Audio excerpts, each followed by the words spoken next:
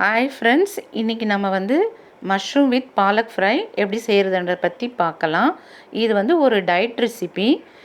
இது ரொம்ப நல்லாயிருக்கும். இது எப்படி செய்கிறதுன்றதை பற்றி பார்க்கலாம். வாங்க வீடியோக்குள்ளே போகலாம். God is great. ஒரு கடாய் எடுத்திருக்கேன் நான். அதில் 2 ஸ்பூன் பட்டர் ஆட் பண்ணுறேன். இப்போ பட்டர் ஆட் பண்ணதும் அது வந்து நல்லா மெல்ட் ஆகட்டும். அது மெல்ட் ஆகும்போது நான் வந்து 4 பல் மலைப்பூண்டு எடுத்திருக்கேன். அதை பொடிசாக கட் பண்ணிக்கோங்க. பொடிசாக கட் பண்ண பூண்டை வந்து பட்டர் மெல்ட் ஆகிடுச்சு. இப்போது அதில் நம்ம ஆட் பண்ணுறோம். இப்போ நல்லா இந்த பட்டரில் பூண்டு ஃப்ரை ஆகிட்டுருக்கு. அதோட ஒரு ஆனியன் சிறுசாக கட் பண்ணி அதில் கருவேப்பிலை போட்டு கொஞ்சம் நல்லா ஆட் பண்ணுங்கள். ஆனியன் நல்லா ஃப்ரை ஆயிடுச்சு.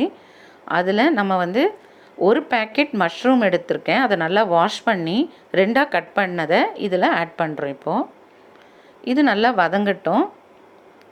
இதோடு நம்ம ஒரு க்ரீன் சில்லி எடுக்கிறேன். அதை வந்து பொடிசாக கட் பண்ணியிருக்கோம். அதை இதில் நம்ம நல்லா மஷ்ரூம்லாம் வதங்கினதும் அதில் ஆட் பண்ணுறோம். இப்போது இதுவும் சேர்ந்து நல்லா ஃப்ரை ஆகட்டும். இப்போது 2 ஸ்பூன் பெப்பர் பவுடர் நான் ஆட் பண்ணுறேன். அதில் பெப்பர் பவுடரும் நல்லா இந்த பட்டரில் ஃப்ரை ஆகட்டும். இது ஃப்ரை ஆனதும் ஒரு 1/2 ஸ்பூன் வந்து நான் வந்து வினிகர் வந்து இது நல்லா ஃப்ரை ஆனதும் நம்ம ஆட் பண்ணுறோம். இப்போது இதுவும் நல்லா ஒரு நிமிஷம் ஃப்ரை ஆகட்டும். இதில் வந்து நம்ம ஒரு கட்டு பாலக் லீவ்ஸ் எடுத்து நல்லா வாஷ் பண்ணதை இதில் ஆட் பண்ணுறேன். இது ஒரு 5 மினிட்ஸ் நல்லா ஃப்ரை பண்ணுங்கள். இது ஃப்ரை பண்ணதும் இது ரொம்ப கம்மியாகிடும் பாருங்கள். கடாயில் அவ்வளோ போடுறோம், ஆனால் வதங்கினதும் பாருங்கள் எவ்வளோ கம்மியாயிருச்சு. இப்போது இது நல்லா வதங்கிருச்சு. இதில் வந்து சால்ட்டு வந்து இதுக்கு தேவையானது ஆட் பண்ணுங்கள். சால்ட் ஆட் பண்ணிவிட்டு அதுவும் வந்து ஒரு வதக்குங்க. பாருங்கள், இது வதக்கினதும் நம்ம இதை ஒரு பிளேட்டுக்கு ட்ரான்ஸ்ஃபர் பண்ணிடுறோம். இப்போ இது சுட சுட இது பிளேட்டில் ட்ரான்ஸ்ஃபர் பண்ணதும் ஒரு க்யூப் சீஸ் எடுத்து துருவினதை அதில் ஆட் பண்ணிடுங்க.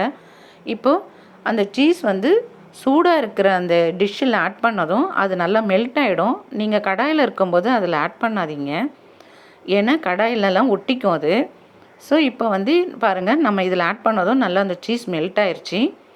இப்போது இது வந்து நம்ம தனியாக ஒரு இதை வந்து டிஷ்ஷாகவே நம்ம வந்து ஒரு லஞ்சுக்கோ இல்லை டின்னருக்கோ சாப்பிட்லாம். இதை இல்லை கூட உங்களுக்கு ஃபுல்கா வேணாலும் இதோட ஆட் பண்ணிக்கோங்க.